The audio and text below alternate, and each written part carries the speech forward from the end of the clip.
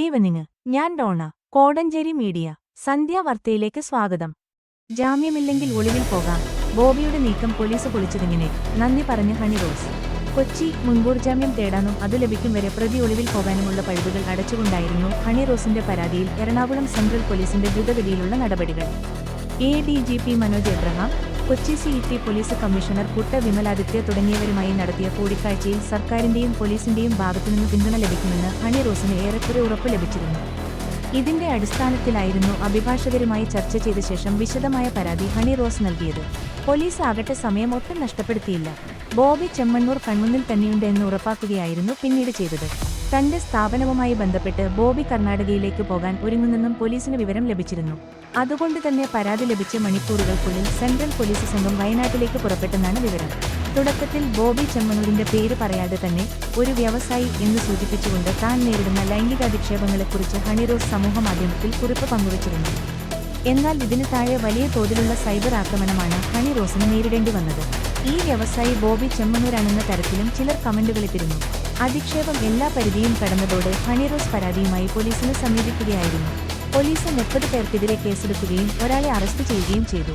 താരസംഘടനയായ അമ്മയും ഇതിനിടെ ഹണി റോസിന് പിന്തുണയുമായി രംഗത്തെത്തി.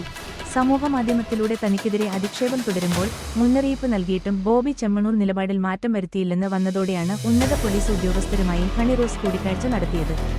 ഇതിനൊപ്പം മുഖ്യമന്ത്രിയും DGPയുമായും സംസാരിക്കാൻ സമയം തേടി. ഉന്നത പോലീസ് സംഘം ഹണി റോസിന് ആവശ്യമായ ഉറപ്പുകൾ നൽകിയതോടെ അവർ പരാതിയുമായി മുന്നോട്ടു പോകാൻ തീരുമാനിക്കുകയായിരുന്നു. ജാമ്യമില്ലാ വകുപ്പുകളാണ് ചുമത്തിയതെന്നതിനാൽ ബോബി ചെമ്മണ്ണൂർ ഇന്ന് കൊച്ചിയിലെത്താനും ഒപ്പം മുൻകൂർ ജാമ്യം തേടാനും സാധ്യതയുണ്ടെന്ന് വ്യക്തമായിരുന്നു.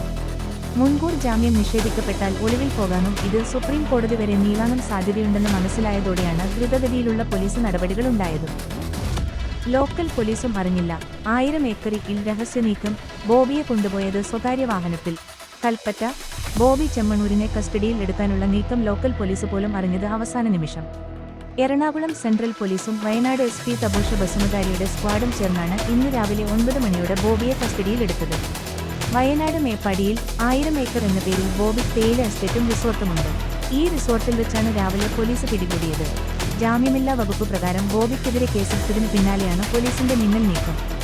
ഒളിവിൽ പോകുന്നതിനും മുൻകൂർ ജാമ്യത്തിനുമുള്ള നീക്കമാണ് പോലീസ് പൊളിച്ചത്. 2 ദിവസമായി ബോബി വയനാട്ടിലുണ്ടായിരുന്നെന്നാണ് വിവരം. റിസോർട്ടിൽ നിന്ന് കസ്റ്റഡിയിലെടുത്ത ബോബിയെ മേപ്പാടിക്ക് അടുത്തുള്ള പുത്തൂർവേലിലെ AR ക്യാമ്പിലേക്ക് സ്വകാര്യ വാഹനത്തിലാണ് കൊണ്ടുപോയത്.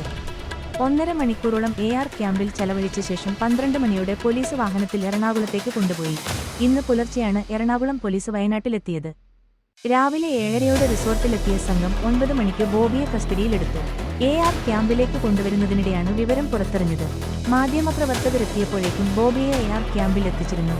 മാധ്യമപ്രവർത്തകർക്ക് ബോബിയുടെ ദൃശ്യങ്ങൾ പകർത്താനുള്ള എല്ലാ സാധ്യതകളും പോലീസ് അടച്ചു. കൊച്ചിയിലേക്ക് കൊണ്ടുപോകുന്നതിനിടെ മാധ്യമപ്രവർത്തകർക്ക് നേരെ ബോബി കൈ ഉയർത്തി കാണിച്ചു.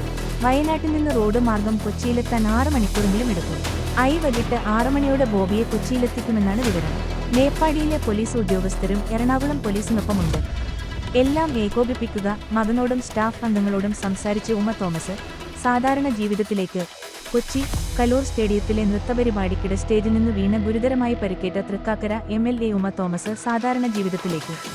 മകനോടും സ്റ്റാഫ് അംഗങ്ങളോടും സംസാരിച്ച ഉമ തോമസ് എല്ലാം ഏകോപിപ്പിക്കുക, കോർഡിനേറ്റ് എവറിത്തിങ് എന്നും ഇവർക്ക് നിർദ്ദേശം നൽകി.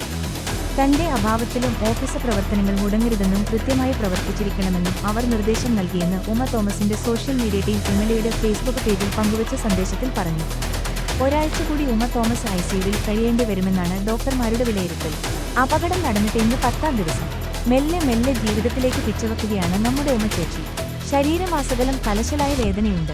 ഇന്നലെ ചേച്ചി ബെഡിൽ നിന്ന് എഴുന്നേറ്റ് പരസഹായത്തോടെ കസേരയിൽ ഇരുന്നത് ഏറെ ആശ്വാസകരമാണ്.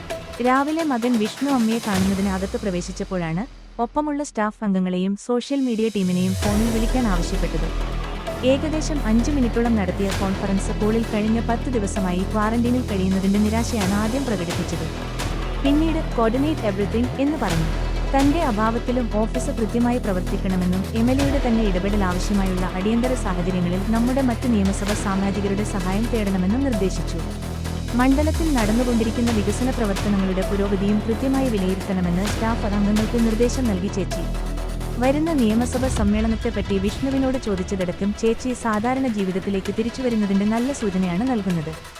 ഒരാഴ്ച കൂടി ചേച്ചി ഐസിയുവിൽ തുടരുമെന്നാണ് ഡോക്ടർമാരുടെ വിലയിരുത്തൽ. ഉമ തോമസിന്റെ ഫേസ്ബുക്ക് പേജിൽ ഇങ്ങനെ പറയുന്നു.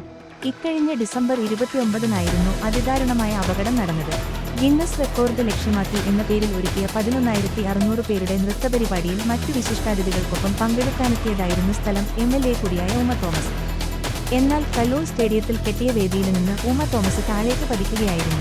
സുരക്ഷാവീഴ്ചയാണ് ഉണ്ടായത്. തുടർന്ന് പോലീസ് ഇതിന്റെ സംഘാടകരെ അറസ്റ്റ് ചെയ്യുകയും അന്വേഷണം നടത്തുകയും ചെയ്യുന്നുണ്ട്. വീഴ്ചയിൽ തലച്ചോറിനും ശ്വാസകോശത്തിനുമായിരുന്നു ഉമ തോമസിന് കൂടുതൽ പരിക്കേറ്റത്. ഇതാവട്ടെ അതീവ ഗുരുതരവുമായിരുന്നു. വാരിയെല്ല് പൊട്ടിയതിനെ തുടർന്ന് ശ്വാസകോശത്തിൽ കയറിയ രക്തം ഇവിടെ അടിഞ്ഞതായിരുന്നു ഏറെ വെല്ലുവിളിയായത്. എന്നാൽ ഉമ തോമസ് അതിവേഗം ചികിത്സകളോട് പ്രതികരിച്ചു തുടങ്ങിയെന്നും അപകടനില തരണം ചെയ്യുന്നുവെന്നുമാണ് ഇപ്പോൾ പുറത്തുവരുന്ന വാർത്തകൾ. വിവാഹവസ്ത്രമെടുത്ത് മടങ്ങുന്നതിനിടെ അപകടം, പ്രതിശ്രുതവരന് ഗുരുതര പരിക്ക്, അമ്മയും ബന്ധുവും മരിച്ചു. കണ്ണൂർ ഉളിയിൽ പാലത്തിനു സമീപം ബസും കാറും കൂട്ടിയിടിച്ച് കാർ യാത്രികരായ 2 പേർ മരിച്ചു.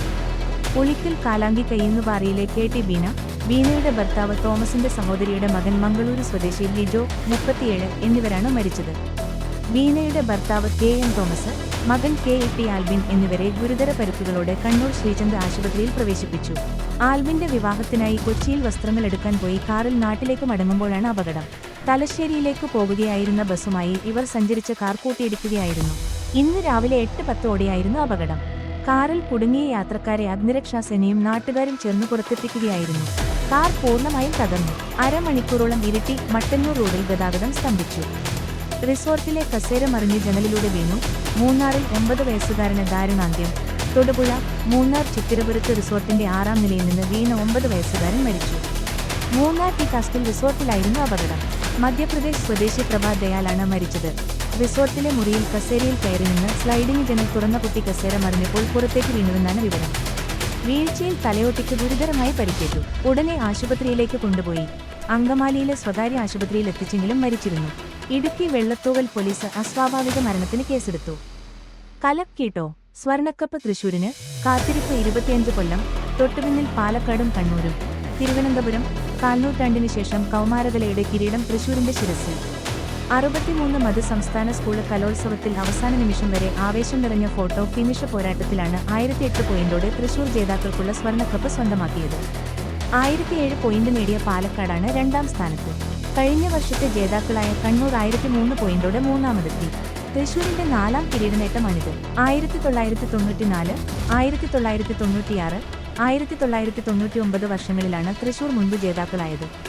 അവസാന ദിവസത്തേക്കും ആവേശം നീണ്ട മത്സരത്തിൽ നേരിയ വ്യത്യാസത്തിൽ പോയിന്റ് നില മാറിമറിഞ്ഞുകൊണ്ടിരുന്നതിനാൽ 1ാം സ്ഥാനത്തിനായി ഇഞ്ചോടിഞ്ച് പോരാട്ടമായിരുന്നു.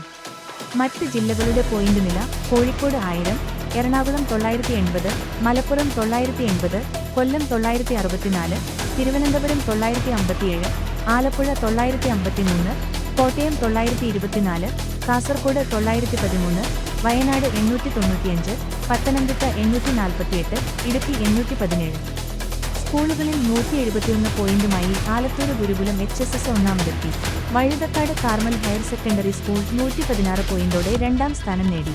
മാനന്തവാടി MGM HSS ആണ് 106 പോയിന്റുമായി 3ാം സ്ഥാനത്ത്. തൃശൂർ ജില്ലാ ഹൈസ്കൂള് വിഭാഗത്തില് 482 പോയിന്റും ഹയർ സെക്കൻഡറി വിഭാഗത്തില് 526 പോയിന്റും നേടി. അറബിക് ഹൈസ്കൂള് വിഭാഗത്തില് 91 പോയിന്റും സംസ്കൃതോത്സവത്തില് 91 പോയിന്റുമാണ് നേടിയത്. പാലക്കാട് HUS 481, HSS 525, അറബിക് 88, സംസ്കൃതം 95 എന്നിങ്ങനെയാണ് പോയിന്റ് നില. കണ്ണൂർ HUS 479, HSS 524, അറബിക് 95, സംസ്കൃതം 95 പോയിന്റുകളും നേടി. തൃശൂർ ജില്ല രൂപപ്പെടും മുൻപ് നടന്ന കലോത്സവങ്ങളിൽ 1969, 70 വർഷങ്ങളിലെ ഇരിങ്ങാലക്കുട ജേതാക്കളായിരുന്നു. സമാപന സമ്മേളനം പ്രധാന വേദിയായ MIT നിലയിൽ സെൻട്രൽ സ്റ്റേഡിയം പ്രതിപക്ഷ നേതാവ് VD സതീശന് ഉദ്ഘാടനം ചെയ്യും. ചലച്ചിത്ര താരങ്ങളായ ആസിഫ് അലി, ടൊവിനോ തോമസ് എന്നിവരാണ് മുഖ്യാതിഥികൾ. ജേതാക്കൾക്കുള്ള സ്വർണക്കപ്പ് വിദ്യാഭ്യാസ മന്ത്രി V ശിവൻകുട്ടി സമ്മാനിക്കും. സ്വർണക്കപ്പ് രൂപകൽപ്പന ചെയ്ത് ചിറയിൻകീഴ് ശ്രീകണ്ഠന് നായരെയും 2 പതിറ്റാണ്ടായി കലോത്സവ പാചകത്തിന് നേതൃത്വം നൽകുന്ന പഴയിടം മോഹനന് നമ്പൂതിരിയെയും ആദരിക്കും. കേരളത്തിൽ മരുന്ന് വിൽപ്പന കുറയുന്നു. മെഡിക്കൽ സ്റ്റോറുകൾ ഗുരുതരാവസ്ഥയിൽ. മലയാളികൾ മരുന്ന് വാങ്ങിക്കഴിക്കുന്നത് കുറച്ചതോടെ സംസ്ഥാനത്തെ മെഡിക്കൽ ഷോപ്പുകൾ മിക്കവയും അടച്ചുപൂട്ടലിന്റെ വക്കിൽ. കച്ചവടം ഇടിഞ്ഞതോടെ ഓരോ ജില്ലയിലും 50ലേറെ മെഡിക്കൽ സ്റ്റോറുകളാണ് ഓരോ വർഷവും അടച്ചുപൂട്ടുന്നതെന്ന് all Kerala chemists and drugs association AKCDE president AN Mohanan പറഞ്ഞു. പ്രതിവർഷം 10 മുതൽ 15 വരെ ശതമാനം വിൽപ്പന വളർച്ചയുമായി CAGR. ഇന്ത്യയിലെ തന്നെ ടോപ്പ് 5 മരുന്നു വിപണികളിലൊന്നായിരുന്ന കേരളം നിലവിൽ നേരിടുന്നത് വിൽപ്പനയിടിവാണെന്നും അദ്ദേഹം പറഞ്ഞു. 2021-ൽ 11,100 കോടി രൂപയായിരുന്നു കേരളത്തിലെ മരുന്നു വിപണിയുടെ വിറ്റുവരവ്. 2022-ൽ ഇത് 12,500 കോടി രൂപയിലെത്തി. 2023-ൽ 14,850 കോടി രൂപയും. അതായത് ഓരോ വർഷവും 10%-ലധികം വളർച്ച നിരക്ക്. എന്നാൽ 2024-ൽ വിറ്റുവരവ് 15,000 കോടി രൂപക്കടുത്തേയുള്ളൂ. വളർച്ച നിരക്ക് കുത്തനെ ഇടിഞ്ഞു. 29,000 അംഗീകൃത മെഡിക്കൽ സ്റ്റോറുകളാണ് കേരളത്തിലുള്ളത്. ഇതിൽ 18,000 എണ്ണമാണ് സ്വകാര്യ മേഖലയിൽ.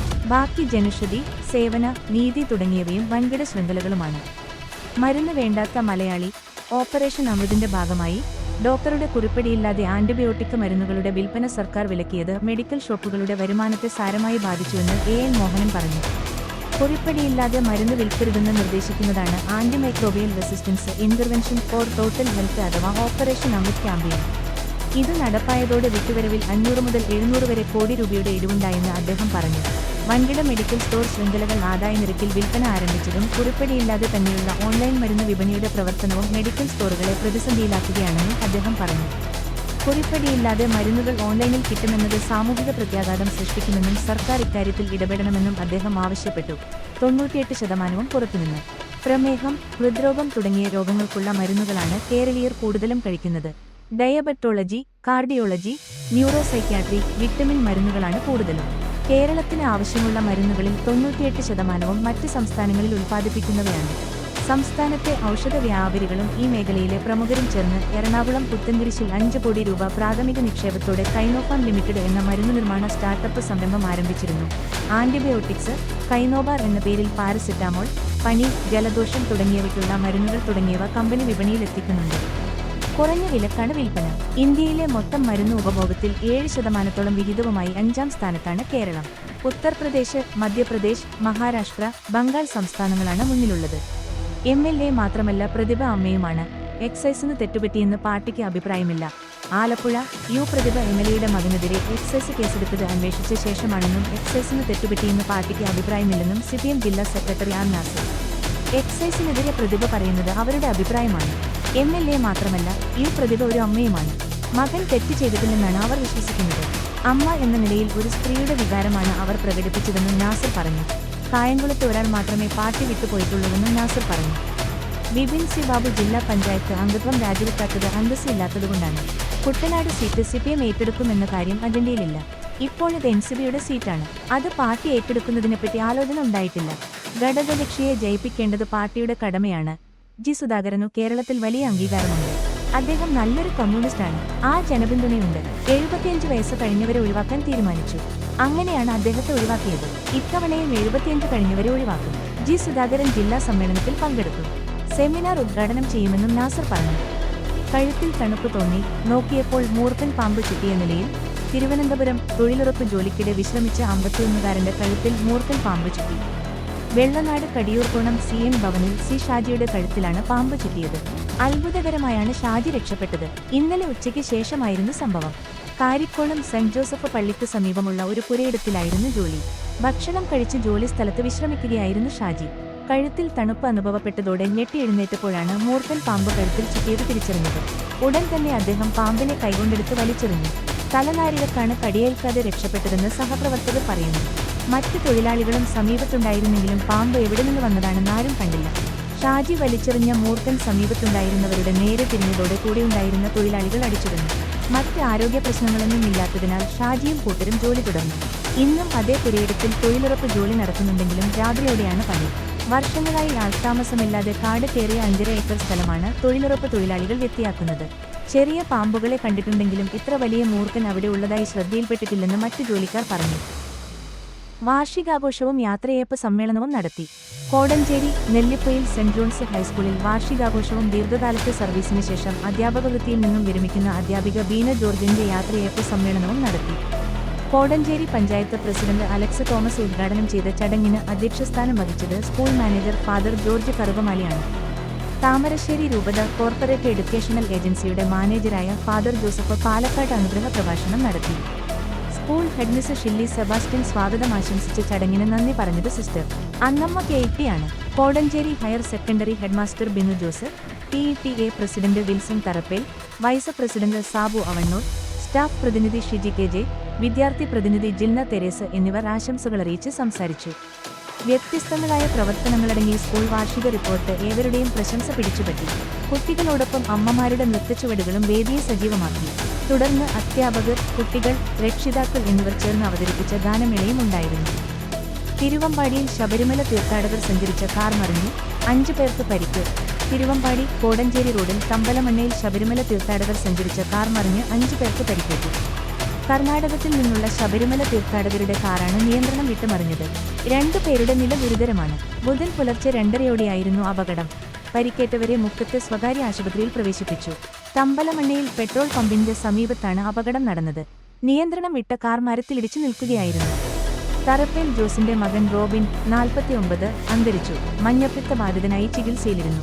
കോടഞ്ചേരി പൂരോട്ടുപാറ സ്വദേശിയായിരുന്ന കൊട്ടാരക്കോത്ത് കുവ്വപട്ടച്ചാലിൽ താമസിക്കുന്ന തറപ്പേൽ ജോസിന്റെ മകൻ റോബിൻ, 49, അന്തരിച്ചു. സംസ്കാരം ഇന്ന് വൈകിട്ട് 6-ന് തെയ്യപ്പാറ സെന്റ് തോമസ് പള്ളിയിൽ നടക്കും. കോടഞ്ചേരിയിലെ ആദ്യകാല ഡ്രൈവറായിരുന്ന ഇദ്ദേഹം ഇപ്പോൾ ട്രക്ക് ഡ്രൈവറാണ്. വാർത്തകൾ കഴിഞ്ഞു. നമസ്കാരം. വാർത്തകളും പരസ്യങ്ങളും അറിയിക്കുവാൻ വേണ്ടി കോടഞ്ചേരി മീഡിയ അഡ്മിന്മാരെ ബന്ധപ്പെടാവുന്നതാണ്.